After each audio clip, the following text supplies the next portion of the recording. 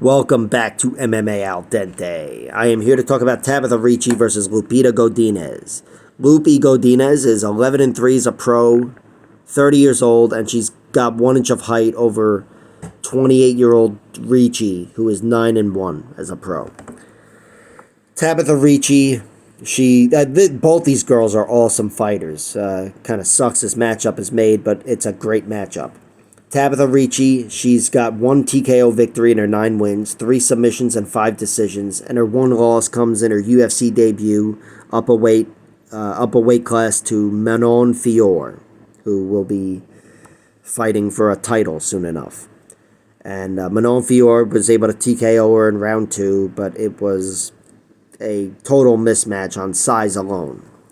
Kind of looked like Eduardo Mora versus Montserrat Ruiz. But Tabatha Ricci, she has beaten everybody else she's fought. She had some shit wins in the LFA and then came to the UFC, and she's looked great. Armbarred Jessica Penne in round 2. Very impressive victory. She was able to beat Jillian Robertson. I think that was her last one. She dominated her in a decision. Also beat Maria Oliveira and Poliana Viana by decision as well. Tabatha Ricci is a very good top game fighter, and she can fight on the feet as well. She's got great speed and movement, looked incredibly sharp against Jillian Robertson. I think that fight was almost purely on the feet. They mixed up some wrestling, but Tabatha Ricci, she's definitely a well-rounded fighter and getting better everywhere all the time. You gotta admit.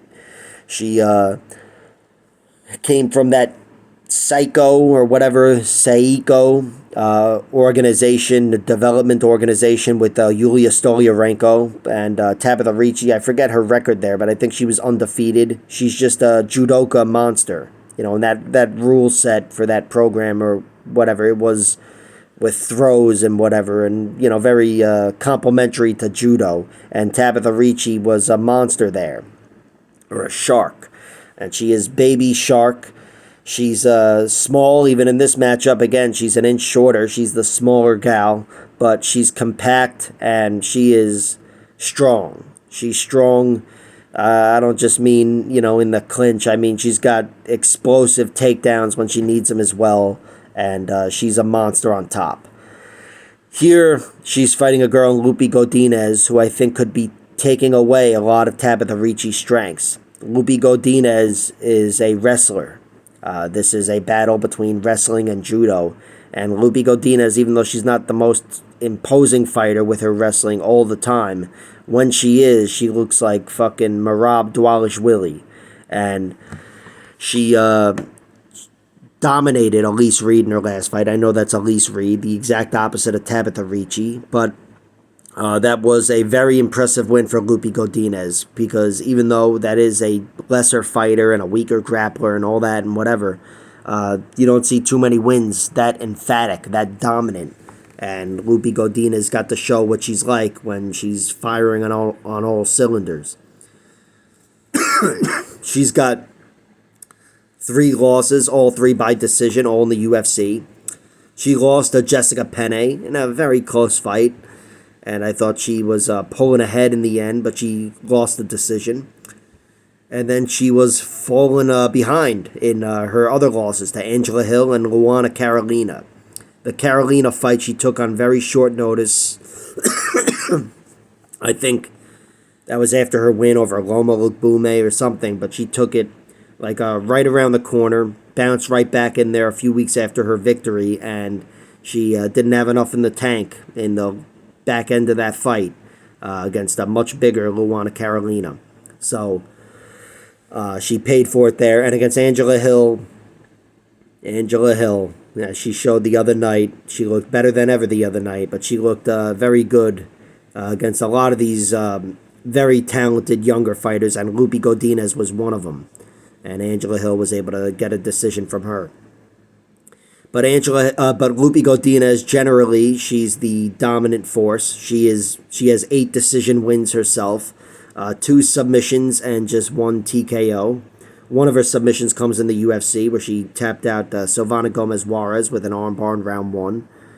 But and the other one doesn't. The other one was against Elise Reed. What am I talking about? So both of her submission victories come in the UFC, which is extra sweet.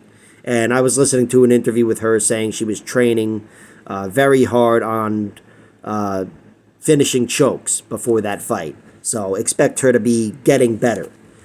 Lupi Godinez, I say a lot, don't I? And and all that shit. I'm aware of that. Don't worry about it. But I've got Lupi Godinez winning this fight. I think she's tough to get out of there under any circumstances. I do think Tabatha Ricci is quicker, and her best chance of putting her away would be an armbar or something sneaky on the ground. But Lupi Godinez, I expect to be the bully in this fight. I think she's going to be the harder puncher, the stronger grappler overall, the bigger, stronger wrestler. I think her wrestling is going to win the grappling.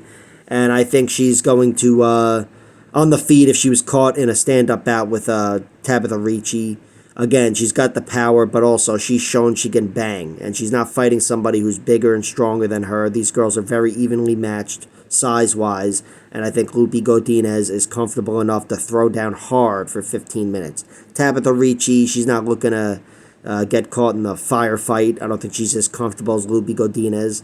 Tabatha Ricci wants to play either the matador or the shark and go through you with her grappling.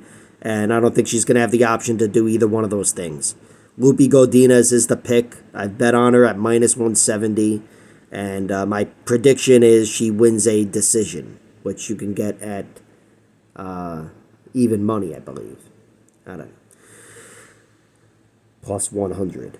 But Lupi Godinez by decision is the pick. I do think Lupi Godinez will outposition and outpoint Tabatha Ricci. Like, share, subscribe, all that horse shit. Check out my other videos.